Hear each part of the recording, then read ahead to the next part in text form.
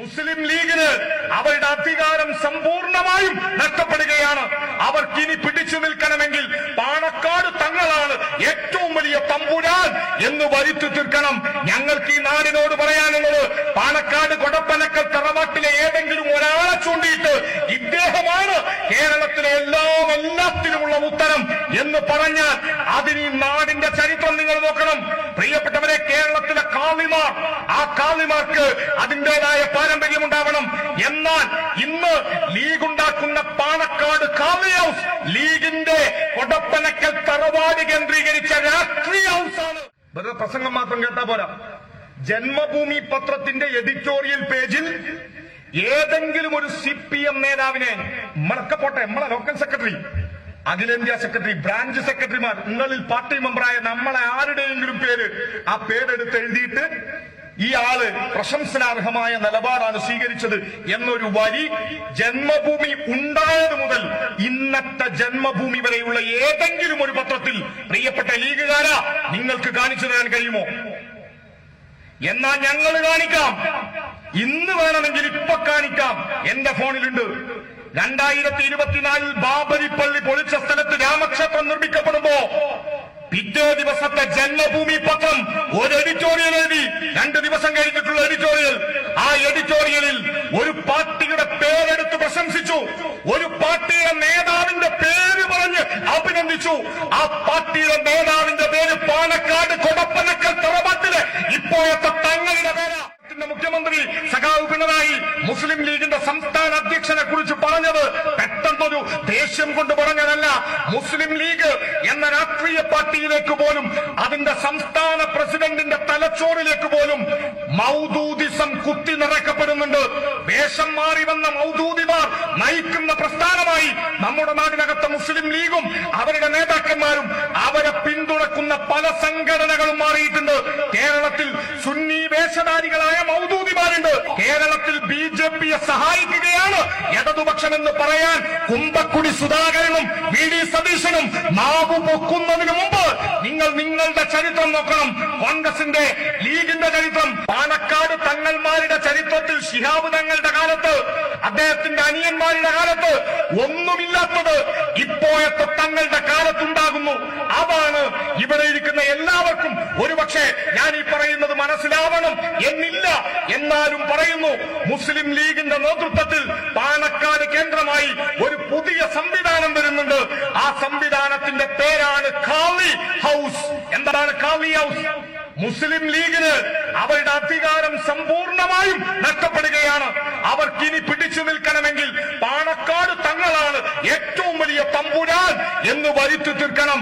ഞങ്ങൾക്ക് ഈ നാടിനോട് പറയാനുള്ളത്, പാണക്കാട് കൊടപ്പനക്കൽ തറവാട്ടിലെ ഏതെങ്കിലും ഒരാളെ ചൂണ്ടിയിട്ട് ഇദ്ദേഹമാണ് കേരളത്തിലെ എല്ലാത്തിനുമുള്ള ഉത്തരം എന്ന് പറഞ്ഞാൽ അതിന് ഈ നാടിന്റെ ചരിത്രം നിങ്ങൾ നോക്കണം. പ്രിയപ്പെട്ടവരെ, കേരളത്തിലെ കാളിമാർ, ആ കാളിമാർക്ക് അതിന്റേതായ പാരമ്പര്യമുണ്ടാവണം. എന്നാൽ ഇന്ന് ലീഗ് ഉണ്ടാക്കുന്ന പാണക്കാട് കാളി ഹൌസ് ലീഗിന്റെ കൊടപ്പനക്കൽ തറവാട് കേന്ദ്രീകരിച്ച രാഷ്ട്രീയ ഹൌസാണ്. ബാബരിപ്പള്ളി തച്ച് തകർത്തത് സംഘപരിവാരമാണ്. ബാബരിപ്പള്ളി തകർത്ത സ്ഥലത്ത് രാമക്ഷേത്രം നിർമ്മിക്കുമ്പോ ഇന്ത്യയിലെ മുഴുവൻ ദേശീയ പാർട്ടികൾക്കും ഒരു കത്ത് കിട്ടി. രാമക്ഷേത്രത്തിന്റെ ഉദ്ഘാടന ചടങ്ങിന് സ്വാഗതം എന്ന് പറഞ്ഞുകൊണ്ട് ആ കത്ത് ഇന്ത്യൻ മതനിരപേക്ഷതയുടെ ഏറ്റവും ഉജ്ജ്വലനായ കാവൽക്കാരൻ സഖാവ് സീതാറാം യെച്ചൂരിയുടെ മേശപ്പുറത്തുമെത്തി. നമ്മുടെ പാർട്ടിയുടെ അഖിലേന്ത്യാ ജനറൽ സെക്രട്ടറി ആയിരുന്ന സഖാവ് സീതാറാം അതിനൊരു മറുപടി കത്തെഴുതി. ഞങ്ങൾ ഈ രാജ്യത്തെവിടെയെങ്കിലും ഒരു രാമവിശ്വാസി, ഒരു രാമഭക്തൻ രാമക്ഷേത്രം പണിതാൽ അതിനെതിരല്ല. ഈ നാടിനകത്ത് എവിടെയെങ്കിലും ഒരു രാമക്ഷേത്രം നിർമ്മിക്കുന്നതിന് കമ്മ്യൂണിസ്റ്റ് പാർട്ടി എതിരല്ല. എന്നാൽ ഇന്ത്യയിലെ ന്യൂനപക്ഷ സമുദായം കാലങ്ങളായി ആരാധന നടത്തിയ രാജ്യത്തെ ഒരു ചരിത്ര സൗധമായ ബാബരി തച്ചു തകർത്ത് അവിടെ രാമക്ഷേത്രം നിർമ്മിക്കുമ്പോ ഞങ്ങൾ അതിനെതിരാണ്. അത് ഇന്ത്യൻ മതനിരപേക്ഷതയെ തകർക്കലാണ് എന്ന് പറയാൻ കമ്മ്യൂണിസ്റ്റുകാർ മടി കാണിച്ചില്ല. എന്നാൽ അതേസമയം നമ്മുടെ നാട്ടിലെ മുസ്ലിം ലീഗ്, ഇവിടെ ലീഗ് പറയുന്നു ഞങ്ങളാണ് സമുദായ പ്രേമികൾ, ഞങ്ങളാണ് സമുദായത്തെ സംരക്ഷിക്കുന്നവർ. എന്നെ കേൾക്കുന്ന ഏതെങ്കിലും ഒരു ലീഗുകാരൻ സുഹൃത്ത് ഇവിടെ എവിടെയെങ്കിലും ഉണ്ടെങ്കിൽ നെഞ്ചത്ത് കൈവച്ച് സ്നേഹത്തോടെ, വെല്ലുവിളിയല്ല പ്രിയ ലീഗ് കൂട്ടുകാരാ, സ്നേഹത്തോടെ ചോദിക്കട്ടെ, നിങ്ങൾ ജന്മഭൂമി വായിക്കൂ. RSSന്റെ BJPയുടെ കേരളത്തിലെ മുഖപത്രമാണ് ജന്മഭൂമി.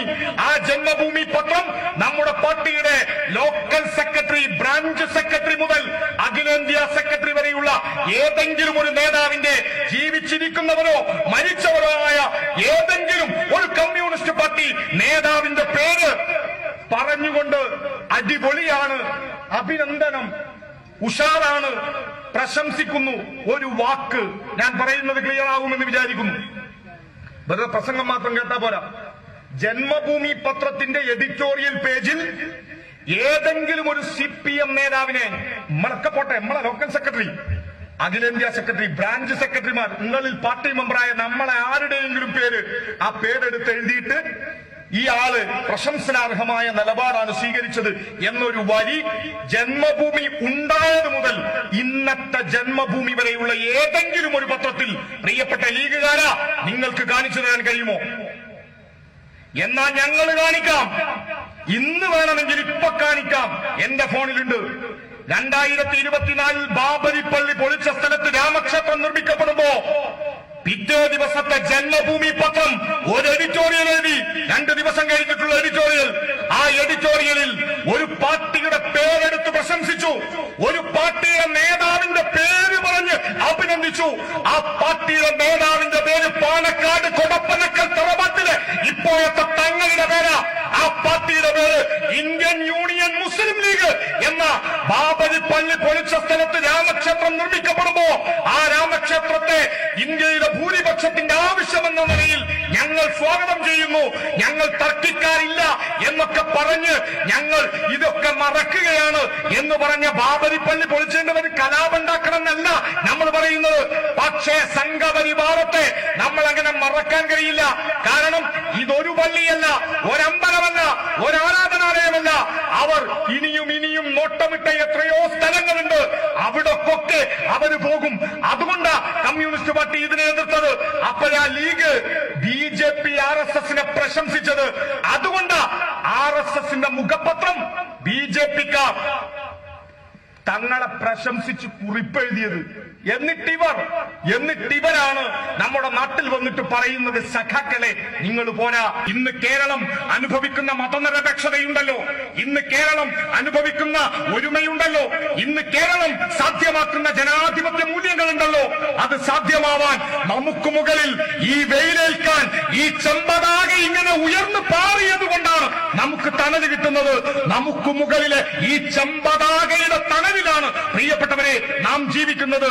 ഈ ചുകപ്പിന്റെ കരുത്ത് അവിടെ നിന്ന് മാഞ്ഞുപോയാൽ ചുട്ടുപൊള്ളുന്ന വെയിൽ എന്റെയും നിങ്ങളുടെയും തലയിൽ, നമ്മുടെ ഉച്ചിയിൽ നമുക്ക് നമ്മൾ തളർന്നു വീഴും പോലെ നമ്മുടെ തലയിലേക്കേൽക്കും.